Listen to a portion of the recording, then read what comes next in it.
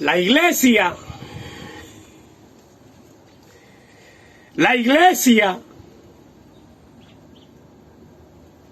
no sabe en qué pie está parada. Todo ese tipo de show y de espectáculo, la iglesia cree que le va a salir bien y que no le va a ser contado eso.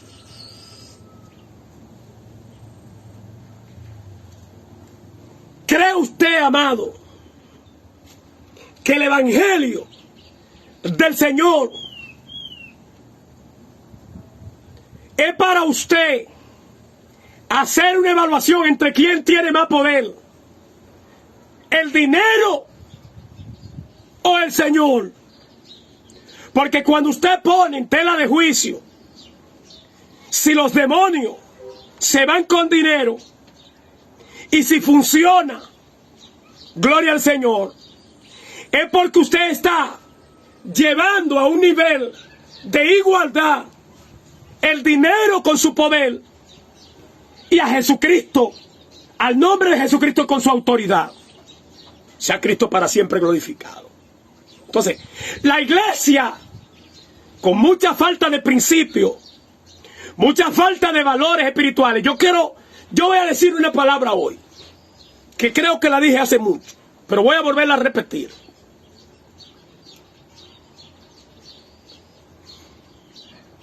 Todo lo que está pasando, todo lo que está pasando en la iglesia,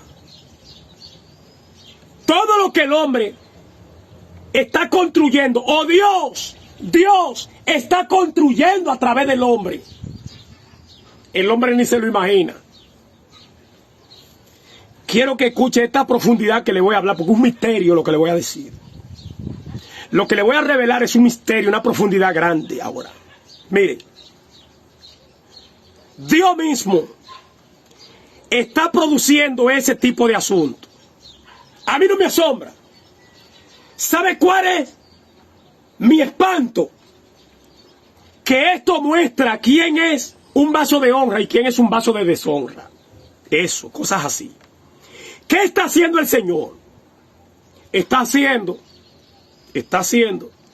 lo que hizo en el libro de Joel, en su capítulo 1, lo que hizo en Egipto, con los hebreos y los egipcios, para poder acabar con todos los soldados de Faraón.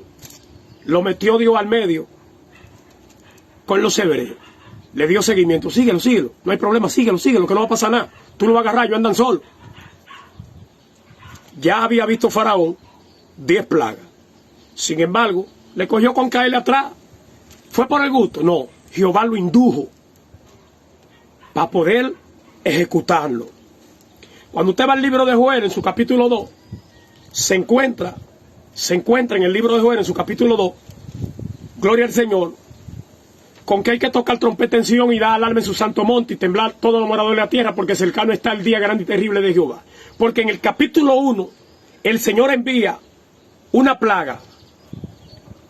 La oruga se convierte en saltón, en langote y en revoltón. Entonces, Dios, una plaga, la convierte en 4, se va sufriendo una metamorfosis, y esa plaga tiene, así mismo como son 4 plagas, también tienen 4 tipos de alimentación. ¿Cómo entra la plaga? Betania Herrera Borges, Dios te bendiga, manito. ¿Cómo entra la plaga? Va comiéndose las hojas. Y ella engorda, y crece y madura, ¿verdad? Y cuando ella creció y maduró con las hojas maduras llenas de la mata, del árbol, entonces ella bota y cambia al que se come la hojita tierna. Se come la hojita tierna, o sea, no da acceso a crecer. Y viene la otra y de corteza, corta las ramas donde pueden nacer las hojas. Cambió, se cortó. Y viene la otra hasta que seca el árbol. Y dice la palabra de Dios que Dios dejó de enviar la lluvia.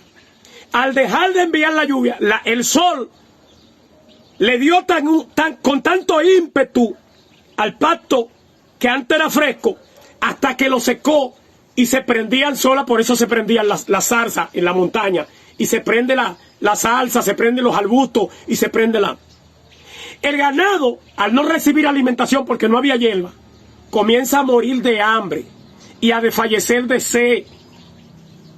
Oiga lo que hace Dios. Y cuando Dios acaba con los árboles, acabó con la higuera, acabó con el higo, ya no había aceite para llevarle a la lámpara de Jehová aceite. No había aceite para encender la lámpara, ni había para vino, gloria al Señor. Ya no había trigo, no había nada porque la sequía no dejaba el crecimiento. Se acabó todo. La vaca vieja, que eran madres que parían, murieron. Ya no había becerro de 1 año. Ahora, cuando acontece la sequía en todo el sentido y la economía cae, entonces ahora aparece Dios y le dice: quiero el sacrificio que siempre me hacen. ¿Pero de dónde si no hay becerro de 1 año? La vaca está muerta, no hay vaca para parir. Gloria al Señor. No hay pasto para el ganado, está seca la hierba. No hay aceite para la lámpara del Señor. No hay nadie, no hay sacerdote, no hay nadie. Entonces, como no había para hacerle el sacrificio a Dios, entonces rompamos con todo. Trajo el juicio.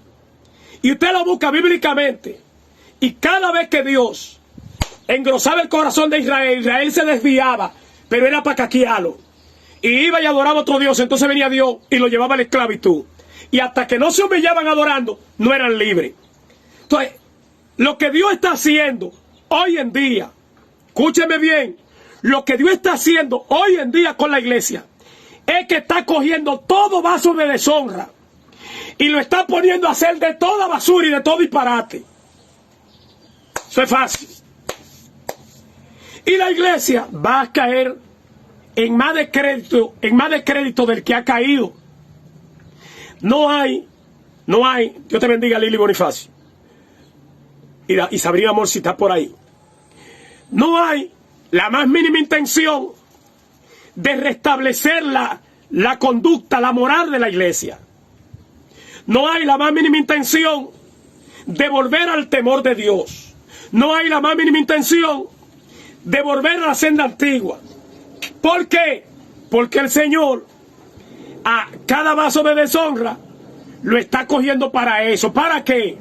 Para que haga todo lo posible, todo lo que haya que hacer, para que la iglesia esté sin morar, para que la iglesia pierda el poco favor de los hombres que hay, la poca estima que existe sobre la iglesia. Gloria al Señor. Y entonces aquí es donde Dios entra. Cuando todo el mundo entienda que todos los evangélicos somos iguales, que los evangélicos hemos perdido la dignidad, que hemos perdido la cordura, que hemos pasado a ser showman, que hemos pasado a ser, amados, animadores, payasos, títeres, marionetas. Cuando el mundo ve a la iglesia sin valores, cuando el mundo ve a la iglesia sin integridad, cuando el mundo ve a la iglesia sin verdad, cuando el mundo ve a la iglesia sin cambio, aleluya, para bienestar de regeneración, entonces el mundo se va a volcar contra la iglesia y la iglesia va a comenzar ahí a ser perseguida por todo el mundo. Usted no se ha dado cuenta que son pocas en el mundo. Son pocos los países del mundo donde las iglesias tienen alta estima. La iglesia ha ido perdiendo la estima en el corazón de los hombres y la gente no está creyendo, gloria al Señor, en la iglesia. Antes la gente iba a la iglesia y se convertía. Ahora la gente quiere ir, pero dice: yo quiero ir a la iglesia, pero yo no sé a qué iglesia ir, porque son tan charlatanes. Mira, de allí el pastor vivió con 4. Mira, de allí la pastora dejó el pastor y se fue con otro. Mira, la de allí, ahí hay un lío del diablo. Mira, allí se cayeron a sillazos. Mira, allí se cayeron a trompar. Mira allí. Y la iglesia ha ido perdiendo el favor de los hombres a la vista de los hombres. Gloria al Señor. Entonces, cuando el mundo entero ve a la iglesia como nada, ¿qué va a pasar? ¿Qué va a pasar? Cuando el mundo comience a ver la iglesia, no es que te vea tu vecino, No es de que el vecino de allí, de allá, de que no, el vecino sabe que yo soy cristiana. No, no, no. Es que te vea la sociedad que te rodea.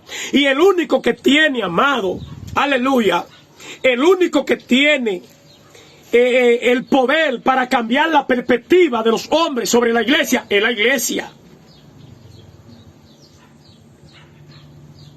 Es la iglesia que puede cambiar la perspectiva de los hombres, el punto de vista de los hombres sobre la iglesia.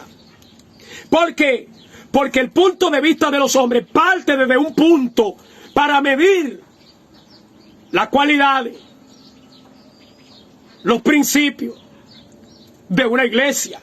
Por eso, amado, usted puede estar alrededor de 20 iglesias. Gloria al Señor. Yahvé Atasio, Dios bendiga. Usted puede, en su barrio, pueden haber 20 iglesias. 20 iglesias pueden haber. Pero en su barrio entero, donde hay 20 iglesias, la gente sabe más o menos a qué iglesia va a ir. El día que yo me convierta voy a la iglesia de fulano. ¿Y por qué tú no vas ahí que está más cerca de tu casa? No, ahí no. Ni loco me meto yo en esa iglesia. ¿Por qué? Porque la gente tiene un punto de partida para evaluar a las iglesias. Y las iglesias han ido perdiendo la moral, han ido perdiendo el principio. Aquí lo que hay un grupo de chonmau, de payasos, de saquipanqui espirituales, de brujas y brujos que han querido introducir el ocultismo, el agorerismo, la magia negra, la magia blanca, amado, el cabalismo. Un grupo de brujos y brujas que hay dentro de la iglesia que han convivido con nosotros.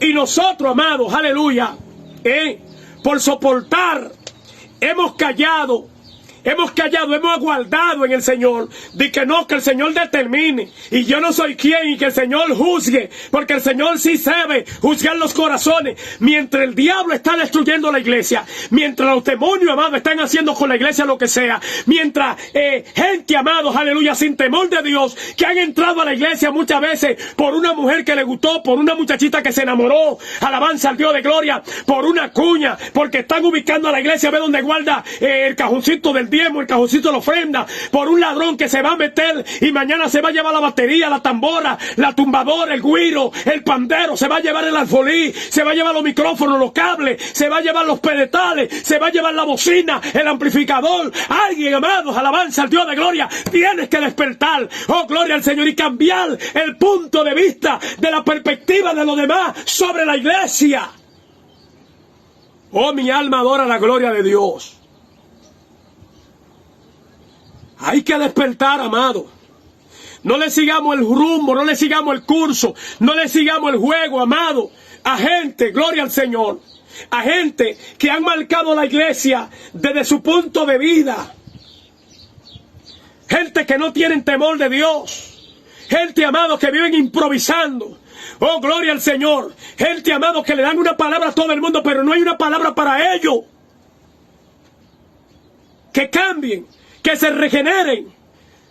La iglesia está llamada a libertar hombres y mujeres. La iglesia no está llamada a ser cautiva. La iglesia no está llamada a ser prisionera, amado, de la ignorancia del pecado. ¿Por qué dice, gloria al Señor, primera de Crónicas, su capítulo 7, versículo 14, si se humillare mi pueblo, en el cual mi nombre es invocado, y orare? Primero hay que humillarse, luego hay que invocar el nombre del Señor. Y orare, luego hay que orar, humillarse, clamar, que es invocar, y orar, y luego arrepentirse, y se arrepintieran, porque el que ora no está arrepentido. El que ora está pidiendo perdón por arrepentimiento, pero no es que está arrepentido, él quiere que lo perdone. Por eso él dice en su palabra, si se humillare mi pueblo, primero hay que doblegarse, hay que humillarse, hay que someterse a Dios, en el cual mi nombre es invocado. Si se humillare mi pueblo, porque pueblo somos todos, pero es el que invoque el nombre del Señor, el que lo tiene como Dios, es al que él reconoce como su pueblo. Si se humillare mi pueblo, Señor, pero ¿cuál de los pueblos? Porque tú tienes dos pueblos. No, en el cual mi nombre es invocado. Y oraren. Primero hay que humillarse. Luego hay que invocar. Luego, amado, oiga, porque hay que humillarse, humillarse. Luego invocar. Y se arrepintieran de su mal camino. Oraren primero y luego arrepentirse de su mal camino. Si te humilla, invoca, ora y luego te arrepiente de tu mal camino. Yo, dice él, yo me arrepentiré del mal que he pensado hacerle. Yo me arrepentiré del mal que he pensado hacerle.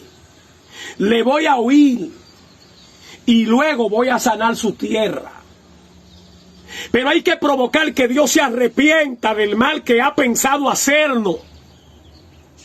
Si no provocamos que Dios se arrepienta del mal que ha pensado hacernos, no va a sanar la tierra. Es muy fácil citarlo, amados. Es muy fácil hablar. Sea Cristo para siempre glorificado. Gloria al Señor. Es muy fácil citarlo, hablar. Lo difícil es arrepentirse para que Dios pueda arrepentirse Él después. Dios se arrepiente, pero es cuando nosotros nos arrepintamos primero. Y se arrepintiere, entonces yo oiré desde los cielos y me arrepentiré del mal que he pensado hacerle. Dios se arrepiente cuando su pueblo se arrepiente. Dios se devuelve cuando su pueblo se devuelve. Y Dios está provocando, Dios está haciendo, amado, Dios está obligando a esos vasos de deshonra a hacer cosas que a la iglesia no le convienen. Y cuando la iglesia entonces comienza a ser perseguida, esos vasos nos van a sorprender. Porque esos vasos van a entender y van a conocer que ha sido por ellos. Que ellos son los únicos culpables. Gloria al Señor. Y en su temor, entonces van a venir a decirle al Señor, yo me arrepiento, Señor. Tú no puedes llegar, amado, a hacer una comparación entre el dinero y el poder del nombre del Señor. Nunca en la vida. Tú no puedes tratar de igualar eso. Cuando tú cantas el coro que dice, yo no sabía que el evangelio era tan bueno. Y es más bueno que beber, y es más bueno que fumar, y es más bueno que bailar, y es más bueno que esto, y es más bueno que lo otro, y es más bueno. Tú estás haciendo una comparación entre el evangelio y esas cosas. Tú estás diciendo que esas cosas también eran buenas, pero que el evangelio es más bueno que ellos. Yo no sabía que el evangelio era tan bueno. Es más bueno que fumar porque el fumar es bueno. Es más bueno que el beber porque el beber es bueno. Es más bueno que vivir con mujeres porque el vivir con mujeres es bueno. Es más bueno que el robar porque el robar es bueno. Por eso tú evalúas, él es más bueno. Sea Cristo para siempre glorificado. O sea, tenemos una iglesia, hermano. Tenemos una iglesia descontinuada. Lamentablemente, pero es así. Tenemos una iglesia cargada de errores, cargada de falsas doctrinas, de enseñanzas, amado, ligadas al satanismo y al ocultismo dentro de la iglesia. Sea Cristo para siempre glorificado. Tenemos, amado, una iglesia cargada de prejuicios. Tenemos una iglesia llena de errores. Tenemos una iglesia que es la culpable de lo que está pasando en todo el globo terráqueo con la iglesia. ¿Por qué? Porque esta iglesia se ha olvidado que ellos no son los dueños, que la iglesia tiene un dueño. La iglesia tiene un dueño. Oscar Pastor Tejada, Dios te bendiga. La iglesia tiene un dueño. Y ese dueño es celoso. Dice la palabra de Dios que es tardo para la ira, pero que es un Dios celoso y que es fuego consumidor. Ese Dios que es tardo para la ira también es fuego consumidor. Entonces la iglesia no entiende, amado, que todo lo que se está produciendo alrededor de ella, todo lo que se está produciendo, todo lo que la misma iglesia está fraguando en contra de ella, Porque es que nosotros, todo lo que estamos haciendo, lo estamos haciendo en contra de nosotros. En contra de la propia iglesia, señores. Si hemos perdido la moral, la iglesia se ha quitado la propia moral. Si hemos perdido el fundamento, la iglesia perdió el fundamento. Fue la iglesia. A nosotros nadie nos ha quitado el fundamento. A nosotros nadie nos ha arrebatado el principio. Si hemos vendido la primogenitura, no fue que nos la compraron y que toma, dámelo obligado. No, fue nosotros que le hemos vendido. Todo lo que está pasando alrededor de la iglesia, ¿quién ha sido la culpable? La iglesia. No ha sido más nadie. ¿Quién entonces va a tener que darle cuenta al dueño de la iglesia? La iglesia. Es la iglesia la que va a tener que darle cuenta al dueño de la iglesia. Cuando usted entra en alquilar una casa, ¿verdad? En alquilar una casa buena de esa que alquilan con los gaveteros, con los estantes, con las vitrinas, con todo, qué sé yo quién, todo. ¿Usted sabe para qué son los depósitos grandes? Pues se alquilaron con todo. Es para que cuando usted vaya a entregar la casa, los dueños de la casa mandan al abogado, que es el que viene a revisar, el mismo que le entrega.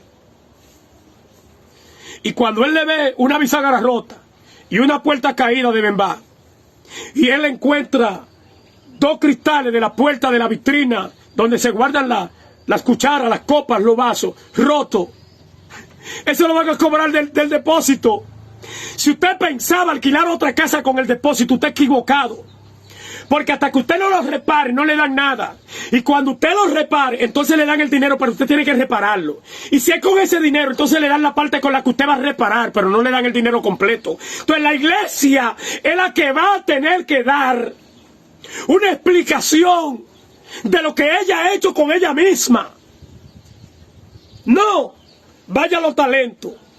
Vaya los talentos. La Biblia dice que Jesucristo llamó a un hombre y le dijo, mira, tengo un trabajo para ti.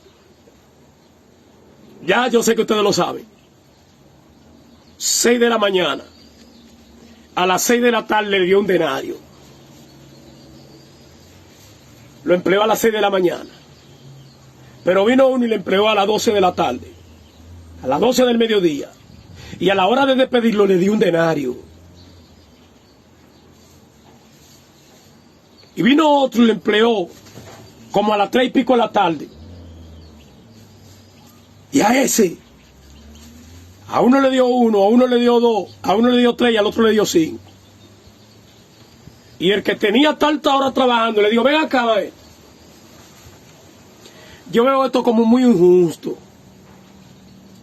Yo creo que tú no eres justo, tú eres malo. Porque yo vine aquí a las 6 de la mañana. Mire, este vino a las 12 y le diste un denario. A ese vino a las 3 y media y le diste un denario. Yo vine a las 6 de la mañana, son las 6 de la tarde, salimos todos juntos. Pero ninguno ha trabajado como yo y a mí me diste un denario. Y el maestro le dijo, ¿por cuánto yo te contraté? Yo, por un denario. Ah, pues fue un denario que te di. Yo con mi cuarto hago lo que yo quiera.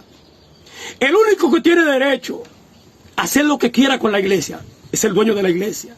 El inquilino no. El inquilino no puede.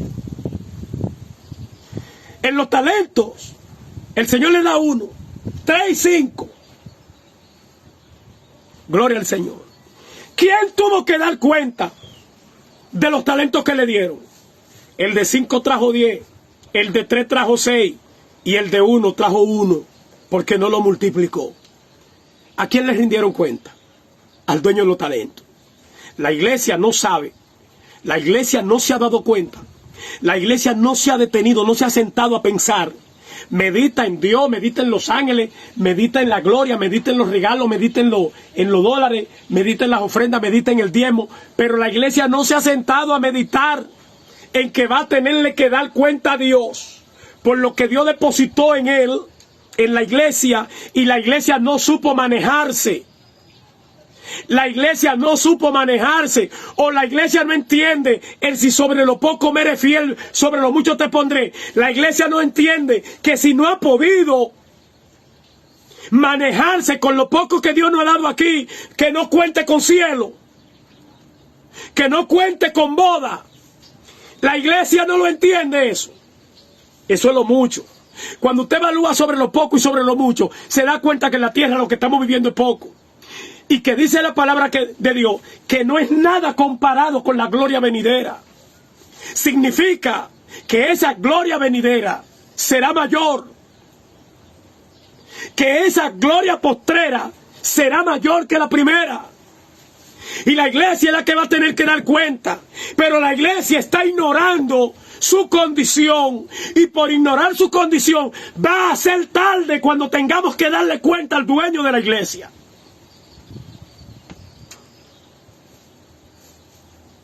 Va a ser tarde. Sí, la iglesia no sabe eso.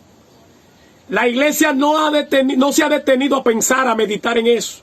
La iglesia está de gloria en gloria, hablando lengua mecánica, ministrando, brillando, haciendo un espectáculo. Dos tipos. Señores, la Biblia dice, en el libro de Marcos, en su capítulo 5, y en el libro de Marcos, capítulo 9, verso 14, que Jesús, Virginia Delgado, Dios te bendiga, cuando pasó al otro lado, a la región de Garada, dice que vino un endemoniado y que cayó por tierra, se postró ante él. Pero dice la Biblia, antes de decir que cayó, que se postró ante él y dijo, ¿por qué ha venido a atormentarme antes de tiempo? Dice la Biblia que nadie podía pasar por allí.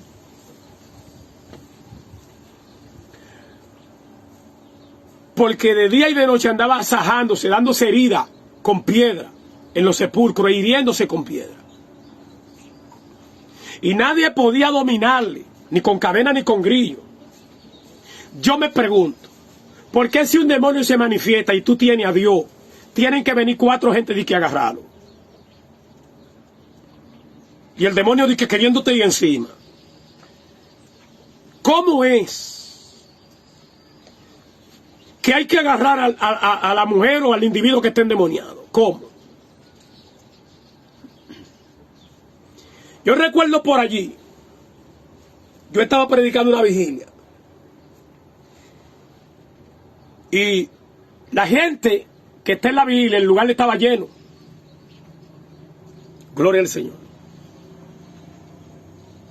Yo oigo entre la multitud, por encima de la voz que tenía el micrófono, yo oigo entre la multitud a alguien que viene diciendo, maldito, maldito, ¿cómo que yo no lo puedo matar? Tú vas a ver que lo voy a matar, tú vas a ver que lo voy a matar. Es un maldito, maldito, ¿por qué viniste aquí a predicar eso?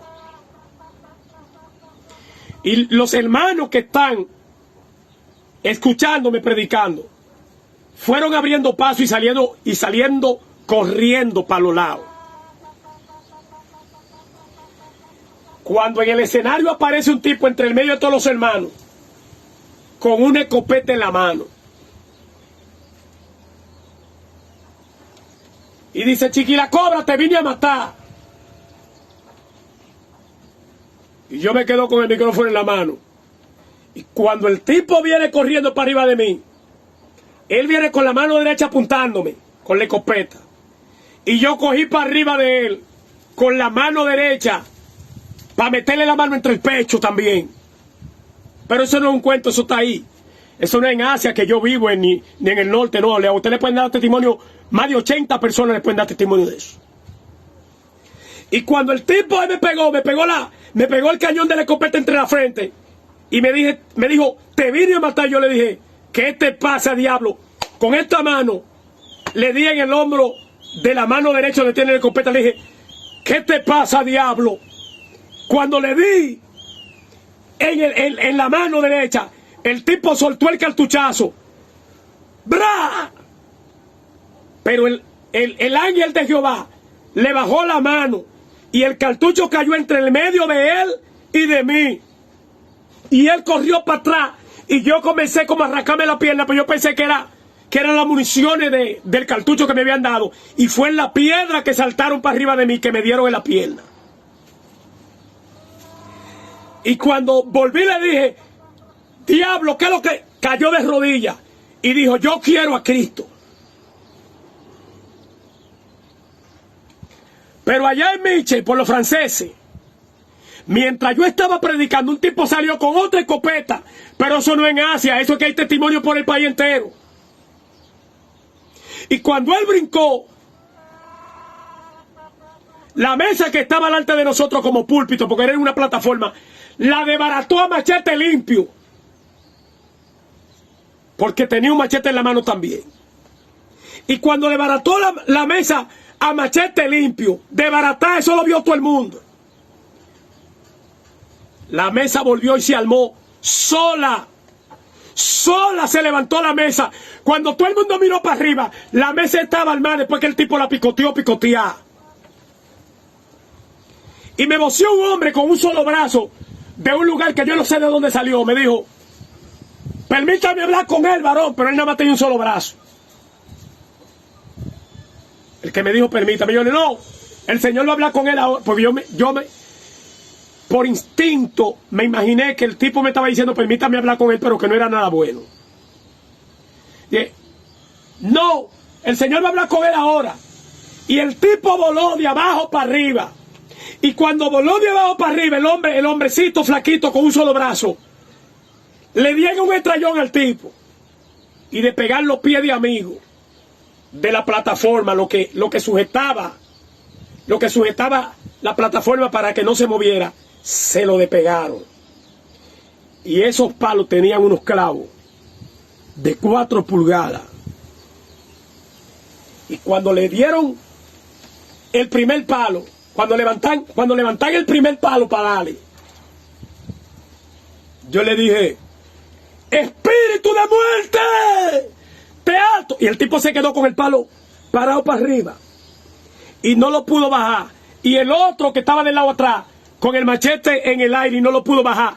¿Sabe lo que hizo el diablo? Se lo llevó para dentro de la casa arrastrándolo y lo trancan adentro de la casa. Y allá dentro de la casa le di el palo y machete allá dentro de la casa, porque afuera, cuando la reprensión se soltó, amado, todo el mundo quedó paralizado. Y allá dentro el tipo decía, quiero a Cristo, quiero a Cristo, quiero a Cristo, mientras le daban con todo el pie. Alabanza al Dios de gloria. Al otro día llega un tipo de un machete, se sienta en una galería y el Señor me dice audiblemente, hoy te mostraré cómo será el rapto de la iglesia. Yo me quedo espantado. Digo, le dije a una persona que andaba conmigo, no recuerdo, pero andaba una persona conmigo. Yo pensaba, digo, aquí va a haber una gloria hoy, que eso no va a tener comparación. Cuando yo comencé a predicar, que subí a la plataforma, salió el tipo de adentro de una galería con un machete. Una galerita que había, porque era que estaban, había un sacerdote católico que le había dado ron y dinero para que la campaña no se diera, y eso era un lío. Y cuando el tipo se paró, que tiró el primer machetazo, mochó una Biblia por la mitad de un pastor llamado Benito. La mochó la Biblia, pastor Benito de los franceses de Mich. Y cuando le dio a esa Biblia con tiforro, la chapeó. Y comenzaron un grupo de evangélicos a salir corriendo y otro grupo de evangélicos a danzar. Y cuando lo evangélico, el tipo corría para donde un evangélico que estaba mirando el pleito, pero que no había salido corriendo. Y cuando él venía a llegar donde el evangélico salía danzando. Y cuando él le tiraba con el machete, con el filo del machete, el Espíritu de Dios volteaba el machete y le daba con la plana. Y cuando él vio al pastor, que era el dueño de la campaña, que sin mal no recuerdo, y no era el pastor Rafael, creo que era el pastor Benito, pero era el pastor Rafael, para mí era el pastor Rafael el dueño de la campaña, pero el que estaba ahí era Benito. Y cuando el tipo lo vio, corrió para donde él, y el Espíritu de Dios me dijo, observa ahora cómo será el rapto de la iglesia. Hermano, mire, cuando el tipo levantó el machete, ya el pastor tenía los pies en el aire danzando. Y el machete le cayó al pastor. Y la gente que vieron cuando el machete le dio al pastor, que fue de filo para mocharlo por la mitad, Cuando la gente vio que el machete venía para abajo, el pastor subió para arriba lanzando, dando vueltas como un trompo. Y cada vez que caía, botaba, amado, un fuego, un humo, que lo veía todo el que estaba, porque eso fue un show tan grande, que hasta la policía llegó, pero no llegaron 2 o 3 policías, no, el cuartel entero de la policía. Y el pastor salía danzando y botando humo del cuerpo, fuego, no por la temperatura corporal, no. Había una nube que no se veía el pastor, mientras el tipo le tiraba machete, y yo seguía predicando encima de mi plataforma. Cuando reprendí nuevamente, la gloria sea de Dios, cayó en un charco de agua y le dije al Señor, pero que lo digan ellos un día, Espíritu Santo, no lo saque de ahí hasta que no seque el charco. Dicen los moradores de aquel lugar que ese charco duraba una semana para secarse, pero ese tipo lo secó en una noche. La que no se bebió, la secó dando vuelta y sacándola. La que no se tomó con tu y lodo y salió con la barriga grandísima y le decía a la gente, yo quiero al Señor. Y la gente me decía, los pastores me decían, ay, ministro, él está diciendo que quiere al Señor. Yo digo, el que le ponga, que salgan los pastores de Michi y que lo digan un día. El que le ponga la mano a ese endemoniado y trate de sacarlo de ahí, Espíritu Santo de Dios, que caiga también endemoniado por apoyadores, porque estos burladores van a saber que con el evangelio no se juega. Cualquier pastor que crea que tiene autoridad, sáquelo. Nadie pudo sacar al hombre de entre el lodo hasta que no secó la noche entera el hoyo. Y al otro día huyendo porque la policía lo andaba buscando. Y la policía cubrió la plataforma completa. Y el Señor me dijo, testifica de tu vida y di todo lo que te hacía la policía. Porque la policía estaba ahí, la gente estaba lejísimo.